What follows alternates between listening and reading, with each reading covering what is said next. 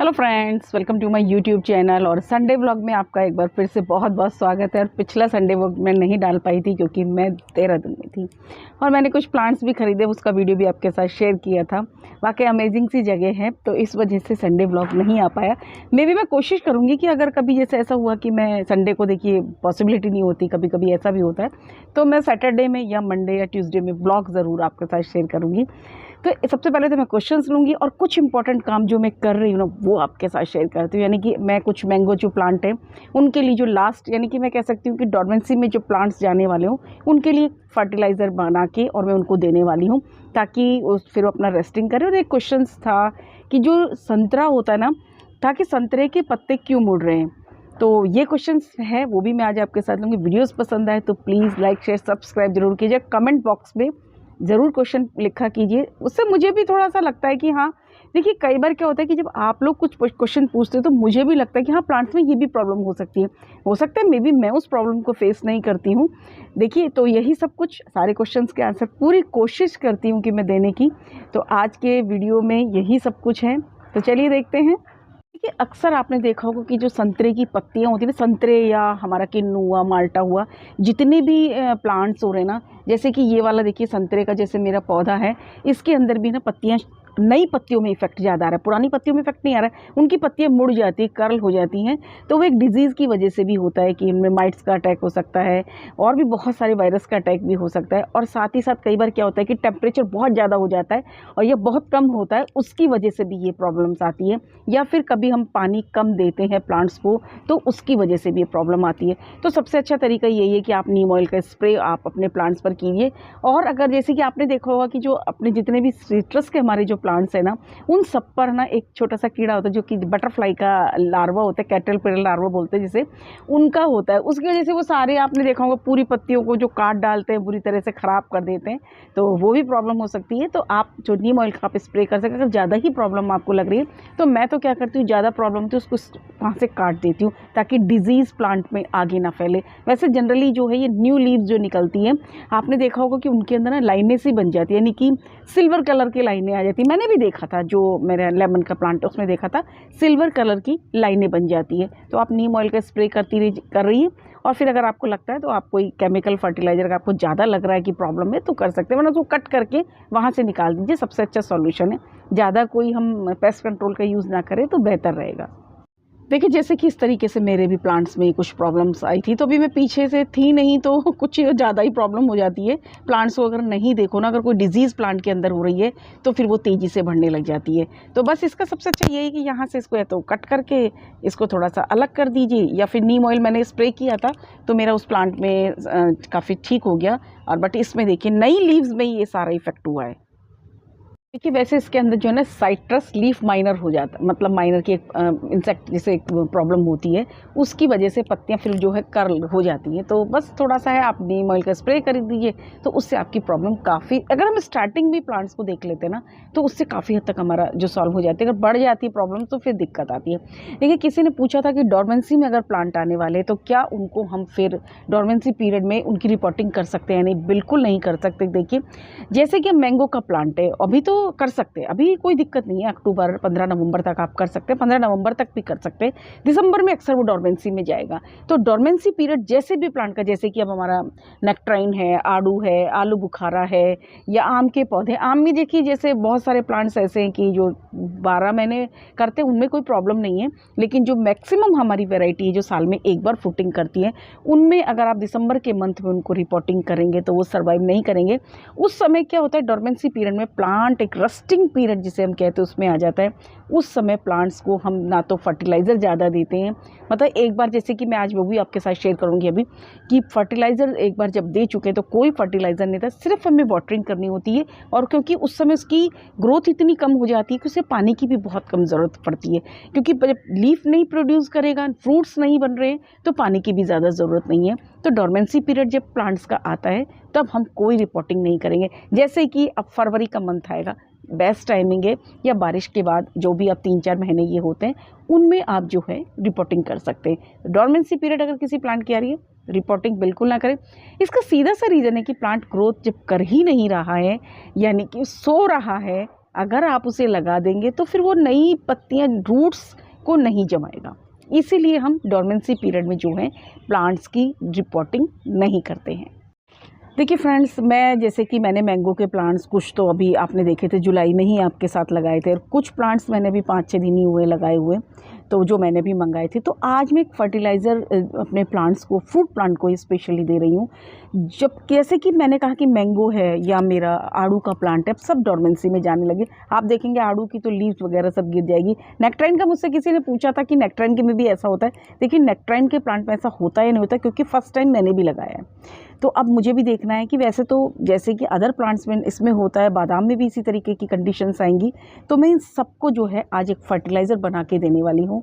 इसमें मैं इस तरीके का फर्टिलाइज़र दे रही हूँ कि प्लांट अपनी अच्छी से थोड़ी सी ग्रोथ कर ले, क्योंकि देखिए अभी जैसे अक्टूबर की स्टार्टिंग है, अक्टूबर है, अभी नवंबर का महीना है, बस मैं ये लास्ट फर्टिलाइज़र अपने फ्रूट प्लांट को दे रही हूँ। उसके बाद मैं कुछ ऐसा कोई लिक्विड, अगर कुछ थोड़ा सा जैसे कि मैंने वेस्ट डिकम्पोजर बनाया वो एक बार दी, अलग बात है, बट मैं सॉलिड फॉर्म में अब कोई फर्टिलाइज़र नहीं दूंगी।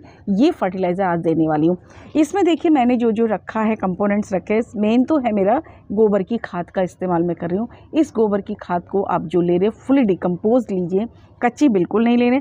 थोड़ा सा जो है मैंने एप्सम सॉल्ट लिया है, यानी कि ये एप्सम सॉल्ट है, और इससे थोड़ा सा जैसे मान के चलिए प्लांट थोड़ी अभी भी 1-1.5 महीने का टाइम है, अच्छी ग्रोथ करे अभी हमारा प्लांट, नई नई ब्रांचेस थोड़ी सी उनमें डेवलप हो, ताकि जो डोरमेंसी का पीरियड है ना, कई बार क्या होता है जब सर्दियाँ बहुत ज़्यादा होती ना, तो कई बार पौधे ख़त्म भी हो जाते हैं। लेकिन अगर हमारा रूट बाउंड प्लांट का मजबूत हो, यानी कहते हैं ना बलवान शक्तिमान हो, तो फिर उनको कोई डिजीज़ भी नहीं होती है। सेम प्लांट के साथ भी है। तो मैं थोड़ा सा एप्सम सॉल्ट दे रही हूँ ताकि फोटोसिंथेसिस का प्रोसेस बहुत अच्छे से हो पाए, नई लीव्स अच्छे से ग्रोथ हो पाए, और मैग्नीशियम की जो पूर्ति है वो भी कर दे। थोड़ा सा मैंने जो है जाइम का इस्तेमाल किया है, और सीवीड, जो भी आप इस्तेमाल करना चाहें। इसका एक मिक्सचर बना के जैसा आपका प्लांट है, यानी कि प्लांट की हाइट को देखिए, प्लांट की एज को देखिए, उसी के अकॉर्डिंग आपको फर्टिलाइज़र देना है। अब आप सोच रहे जैसे कि मेरे कई प्लांट्स बहुत इस बार अच्छे आए थे, मैंने नर्सरी से मंगाए थे, बहुत अच्छी हाइट थी, बुशी भी अच्छे हो गए, तो उनको ऐसा नहीं है कि एक ही मुट्ठी दे दी, लेकिन कुछ प्लांट छोटे हैं तो उन्हें कम देना है।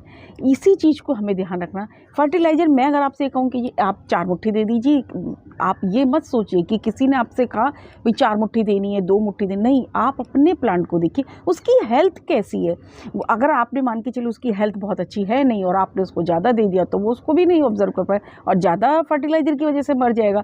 प्लांट बहुत हेल्दी है, फर्टिलाइज़र कम दिया तो अभी आपका प्लांट ख़राब हो जाएगा। तो ये चीज़ें इसीलिए हमेशा कहती हूँ, अपने प्लांट की एज को चेक करिए, कितना है, पॉट का साइज़ आपने क्या रखा है, कितनी अच्छी ग्रोथ का। आपने देखा होगा कि जैसे कुछ प्लांट होते हैं ज़्यादा पानी की ज़रूरत होती है, कुछ प्लांट को कम पानी की ज़रूरत होती है। उसका सीधा सा रीज़न होता है, जिन प्लांट की ग्रोथ अच्छी होती है, जिनमें डेवलपमेंट अच्छे से चल रहा है, लीफ प्रोड्यूस हो रही है, तो उनको फिर अलग अलग तरीके से ट्रीट करना पड़ता है। तो ये सारा फर्टिलाइज़र आज मैं अपने प्लांट्स को बना के सबको देने वाली। बहुत आजकल देखिए बहुत बिजी मेरा शेड्यूल आजकल चल रहा है, और बहुत कुछ मैं अपने टेरेस गार्डन में डिफरेंट तो करने से क्या, आप सभी जानते हैं कि हाँ, इस समय सब्जियां लगा लीजिए अगर आपने लीफी वेजिटेबल्स नहीं लगाई हैं। इस समय आप देखेंगे कि मार्केट की एक तो थोड़ा सा अच्छी भी नहीं होती है, और साथ ही साथ लीफी वेजिटेबल्स बहुत आसानी से लग जाती है।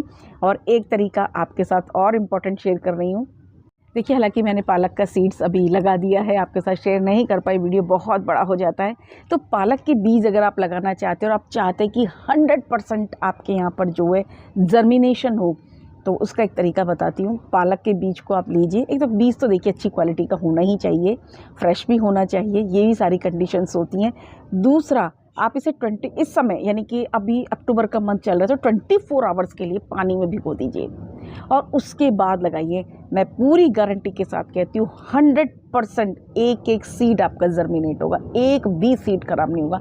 ये मैं पिछले 7-8 साल से, जब मैं पालक तो मैं हमेशा से लगा रही, वीडियो बनाती या नहीं बनाती थी, तो मैंने इसी मेथड को यूज़ करती हूँ और हमेशा पालक लगता है। मेथी को आप ऐसे भी लगा सकते हैं, मेथी को पानी में भिगोने की ज़्यादा ज़रूरत नहीं है, बहुत जल्दी। अभी देखिए मैंने कल ही डाली थी मेथी, तो उग भी गई है, एक दिन में ही जर्मिनेट हो जाती है, क्योंकि मॉइस्चर बहुत ज़्यादा टेम्परेचर भी नहीं है और मॉइस्चर बहुत अच्छे से इस समय है, तो अच्छे से ग्रोथ है। तो मेथी और पालक मैंने लगा दिए हैं। टमाटर के देखिए मेरे पौधे लगे हुए थे, बट जो बारिशें हुई ना, बारिश की वजह से टमाटर ख़राब हो जाते, तो वो पौधे मैंने फिर से सीडलिंग रेडी, हमारा ही हाथ की बात है, तो फिर से तैयार कर दी हमने। तो आप भी टमाटर लगा लीजिए, बैंगन लगा लीजिए, मिर्ची लगा लीजिए। और मटर अभी मैं नहीं लगा रही क्योंकि गर्मी बहुत ज़्यादा है, तो कम से कम 20 दिन का, 15 से 20 दिन का मैं थोड़ा वेट करूँगी, यानी कि नवरात्रे या फिर थोड़े से दशहरे के बाद थोड़ा सा देखूँगी, जैसे एटमॉस्फेयर थोड़ा ठीक हो, क्योंकि इससे ज़्यादा गर्म पसंद नहीं है। तो ये सब्जियों के बीज है, जो जो सब्जी आप लगाना चाहते हैं सब लगा लीजिए, अगर जगह है आपके पास। तो मेरे पास तो जितनी जगह होती है ना, इस समय देखिए मेरी क्यारी है ना खाली है, तो सब में मैंने मेथी लगा दी है। तो शुरू में आप जानते हैं मार्केट में थोड़ी एक्सपेंसिव भी होती है, और फ्रेश जो आपके घर में लगेगी ना, उसकी आपकी बात ही कुछ और होती है। तो आप भी मेथी अपने गार्डन में, होम गार्डन में ज़रूर लगाइए। देखिए जैसे कि टब वगैरह होते हैं ना, इनमें भी ग्रो हो जाती है, और कोकोपीट में लगाइए। मैंने सारे मैं प्लांट्स कोकोपीट में ही अब लगाती हूँ, कुछ इसके अलावा ज़्यादा यूज़ नहीं करती। अब मैं दिखाती हूँ आपको मेथी किस तरीके से जर्मिनेट हो गई। ये मैंने कल ही लगाई थी और आप देखिए मेथी लग गई है। बस थोड़ा सा वॉश शावरिंग मैं अब इनको हल्की सी करूँगी, और ये मेरे लग गई है मेथी। मैंने 3-4 जगह लगाई है, ताकि मेरी तो रिक्वायरमेंट कम से कम फैमिली की इतनी इस हिसाब से लगाइए कि पूरी हो। और ये देखिए मैं आपको अमेजिंग सी चीज़ दिखाती हूँ, काफ़ी अच्छे से जो है सभी के यहाँ पर जिनके यहाँ भी बेर के पौधे लगे होंगे, मेरे तीनों बेर के पौधों में काफ़ी अच्छी फ्लावरिंग हो रही है। और यहाँ पर देखिए मैंने जो है पालक लगा दिया है, थोड़ा सा कवर कर दिया क्योंकि ओपन है ना, तो थोड़ा सा ड्राई कंडीशन हो जाती है, क्योंकि धूप अभी दिन में काफ़ी है। और सेम की बेल को तो देखिए मुझे काटना पड़ा, क्योंकि बहुत ज़्यादा इंसेक्ट, मैं चली भी गई थी तो बहुत इंसेक्ट हो गए थे इसमें। तो मैं देखिए वही करती हूँ, अगर ज़्यादा प्रॉब्लम हो गई तो कट करके निकाल देती हूँ, क्योंकि कितना ही आप फिर यूज़ करो, बार बार आता है, तो उसको कट करके मैंने निकाल दिया है। देखिए फ्रेंड्स, अभी तो मेरे फ्लावर्स के प्लांट्स तो आए नहीं है, तो इन सब में भी देखिए मैंने मेथी लगा दी है, ताकि मुझे मेथी अच्छे से मिल जाए। और देखिए फ्रूट प्लांट्स जो मैंने लिए थे वो सब मैंने लगा दिए। तो बहुत सारा काम मेरे इस समय टेरेस गार्डन पर था। और फ्रेंड्स, मुझे एक चीज़ समझ में नहीं आ रही, आप लोग मुझे कमेंट करके ज़रूर बताइए। मैंने शॉर्ट वीडियो बनाया, मैं अपलोड ज़रूर करूँगी। अभी तो इसमें मैंने चेरी तोड़कर खा ली है, इसमें मेरे चेरी अभी भी आ रही है, और दोनों ही प्लांट में आ रही है। बहुत ज़्यादा तो मैं नहीं कहूँगी कि बल्क में आ रही, देखिए अभी है ना उसके अंदर बॉक्स में भी ये गिरी हुई है। तो ये चेरी यानी कि पूरे साल इसमें 12 डोज में चेरी फ्लावरिंग फ्रूटिंग होती रहती है। अभी देखिए फ्लावरिंग एकदम रुक गई है, फिर एकदम से इसमें फ्लावरिंग होगी और फुल फ्रूटिंग हो जाती है। अमेजिंग सी चीज़ मैंने आपके साथ शेयर भी की थी, पूरा वीडियो बनाया, उसे आप ज़रूर देखिए। मेरा आंवले का पौधा है, देखिए अमेजिंग सा इसलिए है क्योंकि देखिए इसमें अक्सर फरवरी में फ्लावरिंग स्टार्ट होती है और इन दिनों में फ्रूटिंग हो जाती है, और मेरे यहाँ पर सितंबर में फ्लावरिंग हुई, यानी कि अभी सितंबर में मैंने वीडियो भी शेयर किया था और कमेंट भी किया था किसी ने, मैडम लगा कर दिखाओ, तो जाने भी चैलेंज मत किया कीजिए। और ये देखिए मेरे पौधे बुरा मान जाते हैं, और देखिए उन्होंने इसलिए फ्रूटिंग भी कर दी है। इसीलिए देखिए मैंने कहा कि ये अमेजिंग सी चीज़ है कि अक्टूबर में, सितंबर में फ्लावरिंग हो रही है और अक्टूबर में फल आ रहा है। ये देखिए आंवला लगा है, जब मैं भी ऐसे ही पानी डालने आती हूँ तब देखती हूँ, तो ये देखिए। तो ये एक बहुत अमेजिंग है गार्डनिंग में। हम जब गार्डनिंग करती हूँ, आजकल मैंने इतने सारे फ्रूट प्लांट्स लगाए ना, तो कुछ ना कुछ मुझे अमेजिंग हमेशा मिलता है। कभी कुछ लगता है, उस दिन मैं भी इतनी ही एक्साइटेड थी कि मुझे लग रहा था कि आंवला लगेगा या नहीं लगेगा, बट ये देखिए आंवला लग गया है। और फ्रेंड्स, अब मैं फर्टिलाइज़र के साथ साथ नीम ऑयल का स्प्रे भी जो है अपने प्लांट्स पर कर रही हूँ आजकल। ये देखिए बेर में बाहर आई हुई है। और ये देखिए मेरा एक और प्लांट जो अभी रिसेंटली लगाया था, और देखिए कितने अच्छे से, मैंने कहा था कि बेर को हमेशा बिग कंटेनर में ही लगाना, छोटे कंटेनर में बिल्कुल मत लगाना। और देखिए ग्रोथ बहुत अच्छी हो गई। देखिए कई लोगों के जैसे कमेंट्स आते हैं कि है ना हम फ्रूटिंग ले या नहीं ले, तो देखिए अब इस तरीके की अगर आपके प्लांट की कंडीशन है तो कोई दिक्कत नहीं है फ्रूटिंग लेने में। जैसे कि मेरा अमरूद का प्लांट ना, ये बहुत छोटा था, आपने देखा था, तब मैंने इसमें से हटा दिया था, बट देखिए उसमें भी एक फ्लावर आ गया है। बट कोई नहीं, 1-2 फ्लावर्स अगर आपको रखना है तो आप रख सकते हैं, कोई दिक्कत नहीं है। बट ग्राफ्टिंग एरिया से अगर कोई नीचे ब्रांच निकल रही है तो उसे आपको हटा देना है। जैसे कि मेरे यहाँ पर आ गई, मेरी अमरूद के प्लांट में मैं देख रही हूँ कि काफ़ी ज़्यादा निकल रही है। कुछ प्लांट्स में ना इस तरीके की ज़्यादा होती हैं, और आप वहाँ पर शायद आई होप मिर्चें देख रहे हैं। ये देखिए मिर्चें सारी लाल हो गई हैं, मैं तोड़ना भूल गई। ये देखिए कितनी मिर्चें लगी है, छोटा सा प्लांट है। और फ्रेंड्स, बहुत कुछ कर रही हूँ, बहुत सारे पौधे लगाए मैंने इस बार, और फर्टिलाइज़र दे दीजिए। आप लोग अपने टेरेस गार्डन में क्या कर रहे हैं, आप मुझे ज़रूर शेयर किया कीजिए। क्योंकि देखिए, जब आप लोग कुछ बताते हैं ना कि हमने ऐसा किया, तो मुझे भी लगता है कि शायद मैंने ये काम छोड़ दिया है। तो मैं भी उसे फिर आपके जब कमेंट बॉक्स में कमेंट आते हैं, मैं हमेशा सारे कमेंट्स पढ़ती हूँ और फिर मुझे भी लगता है कि हाँ, ये काम मुझसे छूट गया है, तो मैं उस काम को फिर ज़रूर करती हूँ। आई होप वीडियो आपको पसंद आया होगा, और पसंद आए तो प्लीज़ लाइक, शेयर, सब्सक्राइब ज़रूर कीजिए और ज़्यादा से ज़्यादा शेयर कीजिए।